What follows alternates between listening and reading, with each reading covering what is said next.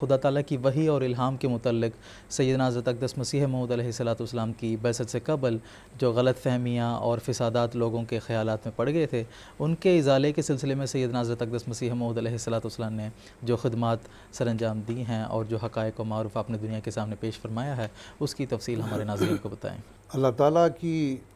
حکمتیں ایسی ہوتی ہیں، بظاہر انسان کو بعض باتیں سمجھ میں نہیں آتی، لیکن زمانہ پھر گواہی دیتا ہے کہ واقعی اللہ تعالیٰ کا انتخاب بہت ہی درست تھا۔ چنانچہ سیدنا حضرت اقدس مسیح موعود علیہ السلام کو اللہ تعالیٰ نے قادیان جیسی ایک چھوٹی سی بستی میں، اور وہ بھی ہندوستان کے ایک گوشے میں پائی جاتی تھی، وہاں مبعوث کیا۔ اور پھر سب سے بڑی بات یہ ہے کہ ہندوستان میں ہی مسیح موعود کی آمد کیوں تھی، یہ بھی اللہ تعالیٰ کی بڑی حکمت ہے۔ دیکھیے کہ دنیا کے کسی اور خطے میں ہوتا تو شاید وہ مذہبی میدان مسیح موعود علیہ السلام کو نہ ملتا جو کہ ہندوستان کی سرزمین میں آپ کو ملا۔ اس کی وجہ یہ کہ ہندوستان میں ہر قسم کے مذاہب کی ایک منڈی گویا کہ تھی۔ یہاں پر ہندوازم تو پہلے سے ہی تھا، اس میں بودھزم ہے، اس کے علاوہ مسیحیت ہے، اسلام ہے، اور بہت سارے جو مذاہب پائے جاتے ہیں، ان سب کی ایک لحاظ سے یہاں پر منڈی تھی۔ تو یہاں سے جو آواز اٹھتی اور یہاں پر جو اسلام کا بول بالا ہوتا یا جو حقائق اور معارف اسلام کے بیان کیے جاتے، وہ سارے مذاہب کے اوپر حاوی ہو جاتے۔ تو اللہ تعالیٰ کی بڑی حکمت تھی کہ ہندوستان میں اور خاص طور پر قادیان کی سرزمین میں اللہ تعالیٰ نے مسیح موعود کو مبعوث کیا۔ تو کہنے کا مقصد یہ ہے کہ ہر مذہب کا جو بنیادی نقطہ ہے وہ اللہ تعالیٰ کی ذات ہے، کیونکہ اللہ تعالیٰ وراء الورا ہے، ہمیں نظر نہیں آتا ظاہری آنکھوں سے۔ ہاں البتہ اگر اللہ تعالیٰ خود اپنا وجود ظاہر کرنا چاہے تو اپنے خاص بندوں کو وہ چن لیا کرتا ہے جو اس کے زیادہ قریب ہوتے ہیں۔ تو ایسے ہی دنیا کے ہر مذہب کی جو ابتدا ہے اس پہ اگر ہم غور کریں تو اللہ تعالیٰ نے ان کو اپنے وحی اور الہام سے نوازا ہے۔ تو آج کا موضوع چونکہ حضرت مسیح موعود علیہ السلام کا وہ کارنامہ ہے جو آپ نے وحی اور الہام سے متعلق تمام دنیا پر آشکار کیا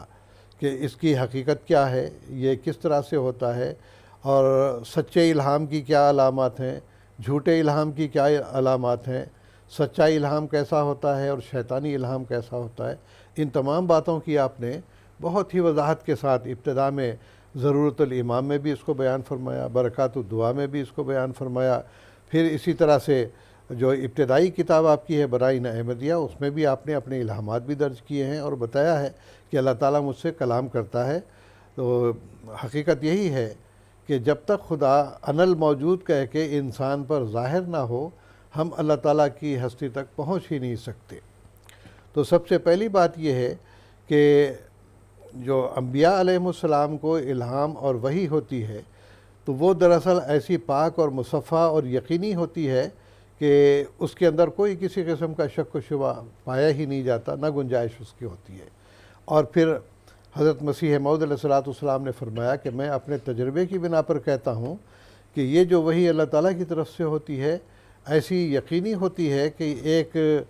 پرہیبت اور پرشوکت کلام وہ ہوتا ہے، اور اس کے ساتھ ہی وہ دل کے اندر ایک میخ کی طرح سے دھنس جاتا ہے، یعنی ایسا کلام جو دل کے اندر ایسا گڑ جاتا ہے کہ جس کے بارے میں کوئی شک و شبہ ہو ہی نہیں سکتا۔ اور دوسرے جو باقی الہامات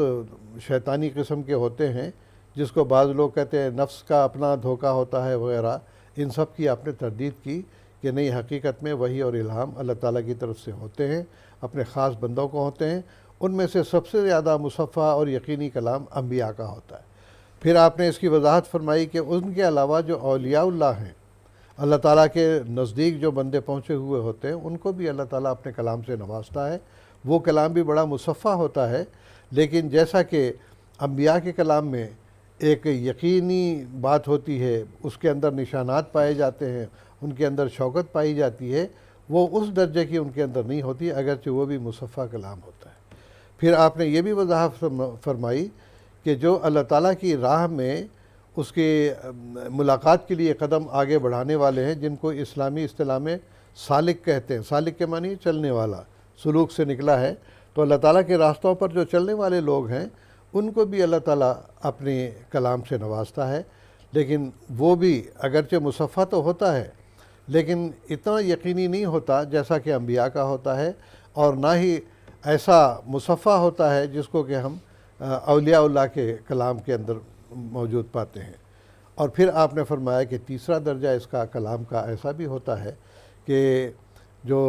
اللہ تعالیٰ کے نیک بندے ہوتے ہیں، اگرچہ سلوک کا ان کے اندر زیادہ جذبہ تو نہیں ہوتا لیکن پھر بھی اللہ تعالیٰ کی قرب کی تلاش میں وہ رہتے ہیں، ایسے لوگوں کو بھی اللہ تعالیٰ اپنے کلام سے نوازتا ہے، اور بہت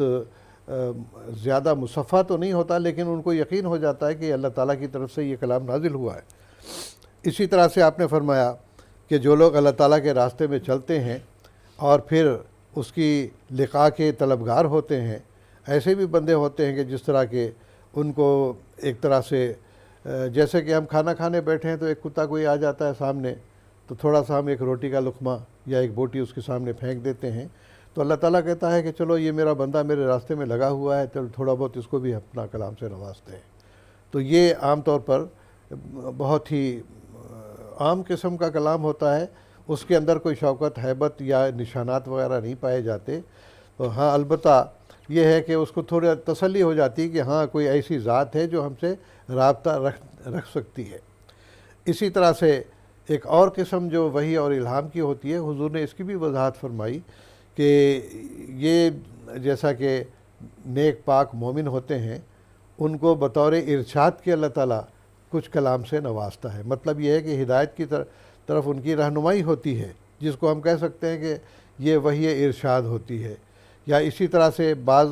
ایسے لوگ بھی ہیں جو بالکل کافر ہیں یا بالکل گناہگار قسم کے لوگ ہیں، جیسا کہ مسیح علیہ السلام نے حقیقت الوحی میں بھی اس کا ذکر فرمایا کہ بعض دفعہ کنچنیوں کو بھی اور بعض بدکار قسم کے لوگوں کو بھی سچی خوابیں آ جاتی ہیں، بعض دفعہ کوئی الہام کا ٹکڑا بھی ان کو اللہ کی طرف سے مل جاتا ہے، تو وہ صرف اس لیے ہوتا ہے کہ انبیاء کے کلام کو ثابت کرنے کے لیے کہ یہ کوئی ذہنی چیز نہیں ہے یا کوئی ایسی بات نہیں ہے کہ کوئی اپنے دل کی بات ہو اس کو وہ اپنا الہام سمجھ لیں، بلکہ خدا کی طرف سے ایسی باتیں بتائی جاتی ہیں، سچے خواب بتائے جاتے ہیں تاکہ ان کے لیے حجت ہو کہ ہاں جو لوگ دعویٰ کرتے ہیں کہ اللہ ہم سے کلام کرتا ہے وہ یقینی بات ہے سچے ہوتے ہیں۔ تو یہ اس لحاظ سے یہ بطور حجت کے اللہ تعالیٰ وہی کرتا ہے۔ تو ساتھ ہی حضرت مسیح موعود علیہ السلام نے ان خیالات کی تردید کی، جیسا کہ آپ نے اپنی تمہید میں اس بات کا ذکر کیا کہ کئی لوگ سمجھتے تھے کہ انسان کے ذہن میں جو باتیں پھر رہی ہوتی ہیں اسی کو بعض دفعہ جو ہے انسان وحی اور الہام سمجھ لیتا ہے۔ یہ بھی بات غلط ہے، ایسی بات نہیں ہوتی، بلکہ اگر کوئی بات آدمی سوچ سمجھ کے کرتا ہے، اس کے دماغ میں کوئی ایک انوکھی بات آ جاتی ہے، تو اس کا یہ مطلب نہیں ہے کہ وہ الہام اور وحی ہوگی۔ چنانچہ اس کی مثال ہم یہ دے سکتے ہیں کہ ایک چور ہے مثال کے طور پر، اس کو بعض دفعہ سوچتے سوچتے نقب لگانے کی یا چوری کرنے کی انوکھی بعض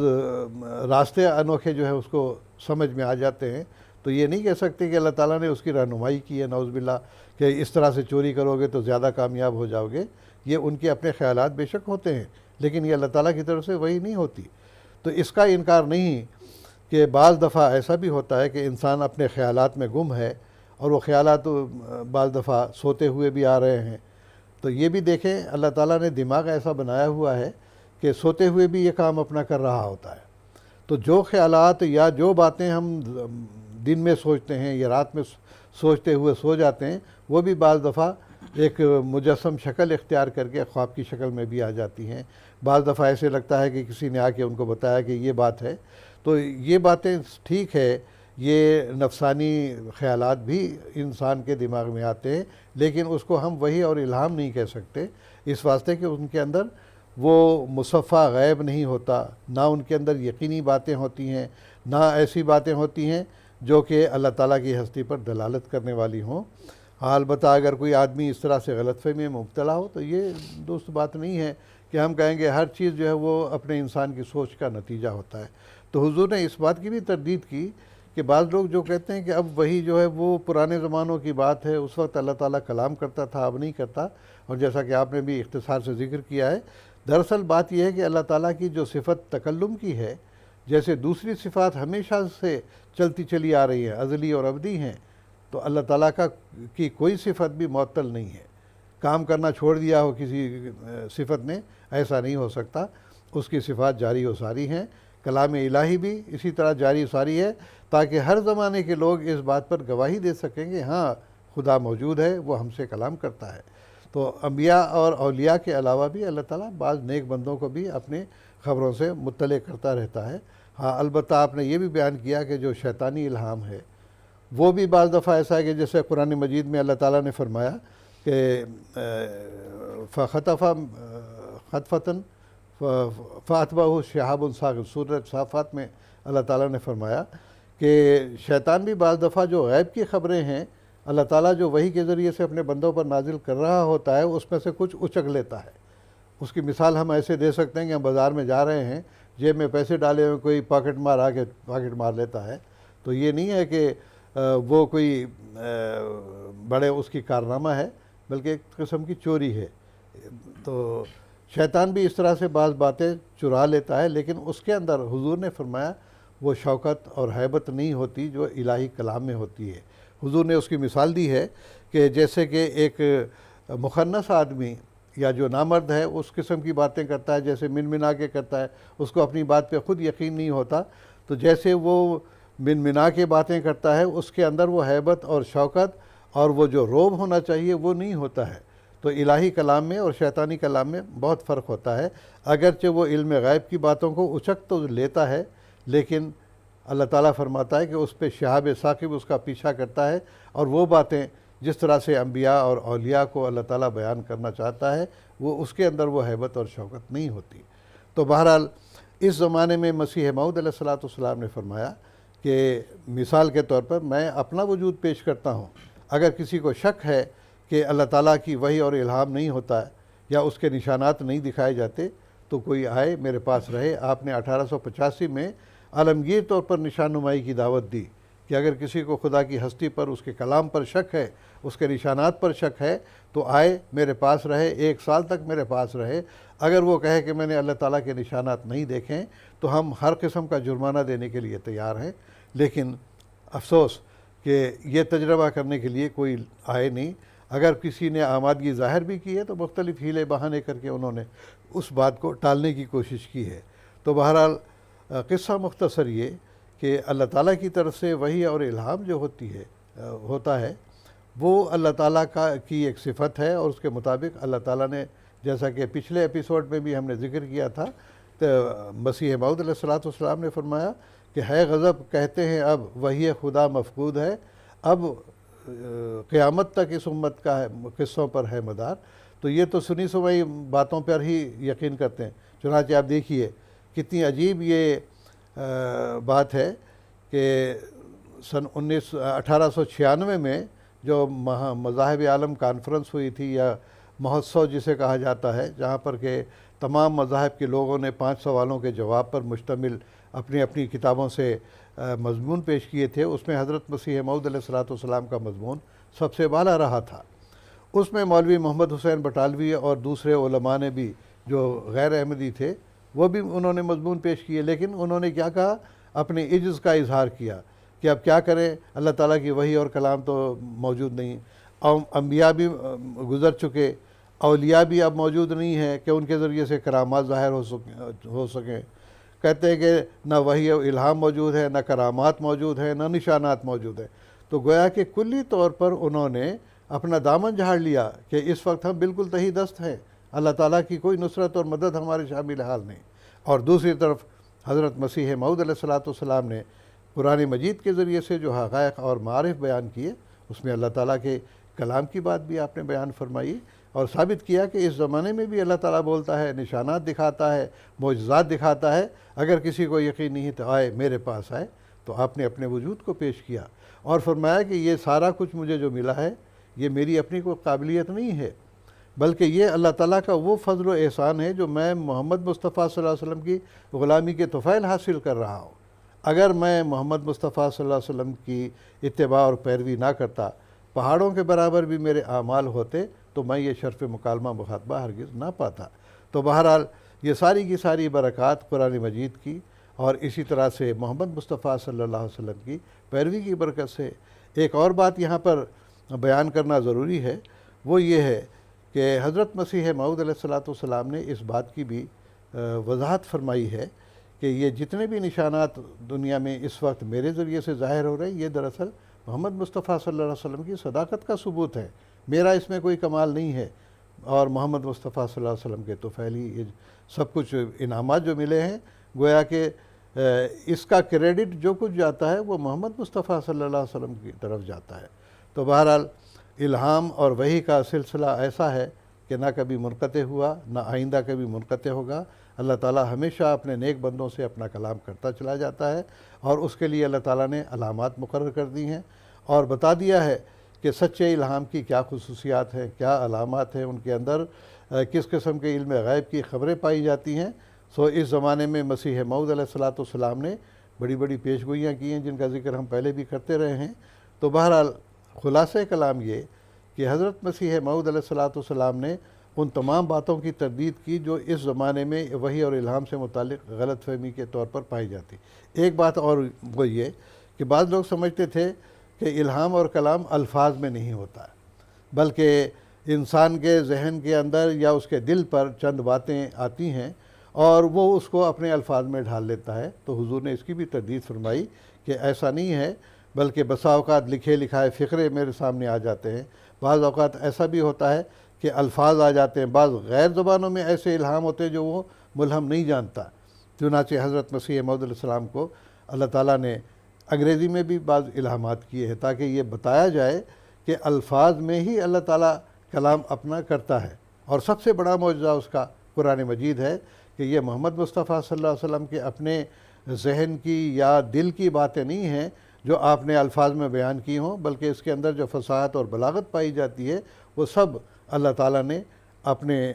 الفاظ کے ذریعے سے محمد مصطفیٰ صلی اللہ علیہ وسلم پر یہ کلام نازل کیا ہے۔ تو آپ نے اس بات کی بھی تردید کی کہ انسانی ذہن یا اس کے دل کے خیالات کو آدمی اپنے طور پر بیان کر کے اس کو الہام سمجھتا، یہ بات بھی درست نہیں ہے، بلکہ میں صاحب تجربہ ہوں، اللہ تعالیٰ الفاظ کے ذریعے سے بھی وہی نازل کرتا ہے۔ چنانچہ اس تعلق سے آپ دیکھیں گے کہ سن 1900 میں اپریل میں جب عید الاضحیٰ آئی ہے تو حضرت مسیح موعود علیہ السلام کو الہاماً بتایا گیا کہ اس دفعہ تم عربی زبان میں خطبہ دو گے، اور آپ نے حضرت مولوی عبدالکریم صاحب رضی اللہ تعالیٰ عنہ اور حضرت مولانا نور الدین صاحب رضی اللہ تعالیٰ عنہ کو فرمایا کہ آپ قلم اور کاغذ لے کر بیٹھ جائیں اور جو کچھ میں بیان کرتا چلا جاؤں آپ لکھتے چلے جائیں، اور اگر کوئی لفظ سمجھ میں نہ آئے تو اسی وقت مجھ سے پوچھ لیں، کیونکہ بعد میں خود بھی بتا نہیں سکوں گا۔ چنانچہ آپ نے فصیح و بلیغ زبان میں وہ خطبہ الہامیہ دیا، اور سننے والوں نے خود تعجب کا اظہار کیا کہ ایک نور تھا جو حضرت مسیح موعود علیہ السلام کے چہرے پر نمودار تھا، اور ساتھ ہی ایسے الفاظ فصیح و بلیغ آپ کی زبان سے نکل رہے تھے کہ عام آدمی کے ذہن میں بھی وہ باتیں نہیں آتی۔ تو حضور نے فرمایا کہ ہو سکتا ہے بعد میں بھی بیان نہ کر سکوں، چنانچہ وہ خطبہ چھپا ہوا موجود ہے، لوگ دیکھ بھی سکتے ہیں۔ تو اللہ تعالیٰ کے فضل سے حضرت مسیح موعود علیہ السلام کو اللہ تعالیٰ نے اپنے وحی اور الہام سے نوازا، اور آپ نے ان غلط فہمیوں کو دور کیا جو عام انسانوں میں پائی جاتی تھیں کہ یہ الفاظ میں نہیں ہوتا ہے، یا یہ کہ اپنے خیالات ہوتے ہیں، یا یہ کہ انسان جو کچھ دن بھر سوچتا ہے وہی خیالات اس کے جو دل میں آ جاتے ہیں۔ یہ بات نہیں، بلکہ اللہ تعالیٰ علم غیب کی خبریں ایسی دیتا ہے کہ سینکڑوں پیش گوئیاں حضرت مسیح موعود علیہ السلام کی اس زمانے میں پوری ہوئیں، اور لوگوں نے تعجب سے دیکھا کہ کس طرح سے یہ علم غیب پر مشتمل پیش گوئیاں تھیں، اور یقینی بات ہے کہ یہ انسان کا کلام نہیں ہو سکتا، بلکہ واقعی خدا تعالیٰ جو عالم الغیب ہے وہی ان باتوں کو ظاہر کرنے والا ہو۔